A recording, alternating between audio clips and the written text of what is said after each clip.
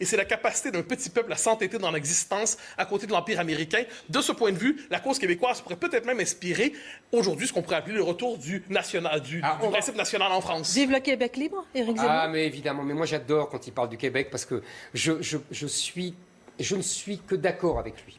Mais là, c'est pas la même chose, c'est parce que pour moi, c'est des Français. Alors évidemment, je le suis, vous comprenez, je suis assez simple comme garçon, voire simpliste. Donc là, je le trouve magnifique.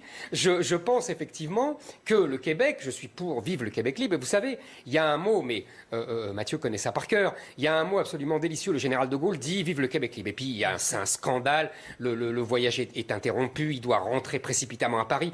Les ministres français sont furieux contre lui. Même Pompidou dit le vieux est vraiment devenu gâteux.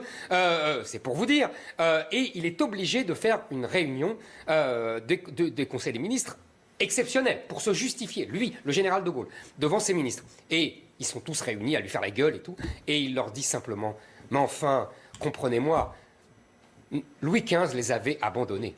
Et si je peux me permettre... Extraordinaire. C'est-à-dire qu'il était censé continuer l'histoire qui était interrompue depuis 2 siècles. Et lui, le général de Gaulle, renouait et corrigeait l'erreur de Louis XV. Et pour reprendre la formule, si je peux me permettre un mot, Christophe Tardieu, un auteur français, a écrit un très beau livre, La dette de Louis XV, consacré au Vive le Québec libre, et qui raconte, et c'est assez intéressant, comment finalement les retrouvailles France-Québec se sont mutuellement alimentées. C'est-à-dire, d'un point de vue français, évidemment, c'était une présence en Amérique. Pour les Québécois, c'était un allié à l'international. Et aujourd'hui, je crois, dans la résistance des peuples devant l'espèce d'homogénéisation portée par la culture anglo-saxonne, mais pas seulement portée par cette espèce de discours sur la mondialisation qui veut dissoudre les peuples, il se peut que la France et le Québec aient encore des choses à se dire. Mon cher Mathieu Bocoté, pour une fois, je vous trouve trop optimiste.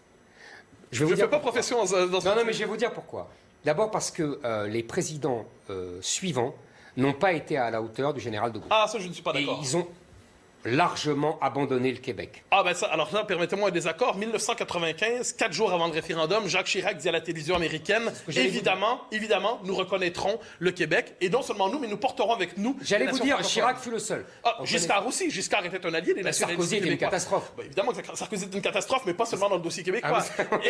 Et François Hollande nous était plutôt sympathique, Pompidou n'était pas notre ennemi. Non, donc, absolument. Finalement, je dirais qu'il y a une continuité française dans l'appui au Québec. Vous êtes gentil avec les dirigeants français. Ce n'est pas toujours une continuité. Mais moi, j'allais vous dire... Non, mais d'accord. Mais sur le fond des choses, l'appui français demeurait constant. Même Mitterrand nous a soutenus alors qu'il ne nous aimait pas particulièrement. J'allais vous dire quand même que, malheureusement, la stratégie que vous avez très bien définie et que je suis tout à fait d'accord avec vous, c'est-à-dire, on a détruit l'identité franco-québécoise, on peut dire ça comme ça, française du Québec, ou française du Canada, comme vous voulez, par le multiculturalisme. Et c'est très frappant, d'ailleurs, vous avez eu un Premier ministre qui l'a dit, c'est-à-dire que l'immigration a tué le rêve indépendantiste québécois, puisque les nouveaux arrivants n'ont pas voté pour l'indépendance du Québec, et ça a fait basculer démographiquement et électoralement le référendum.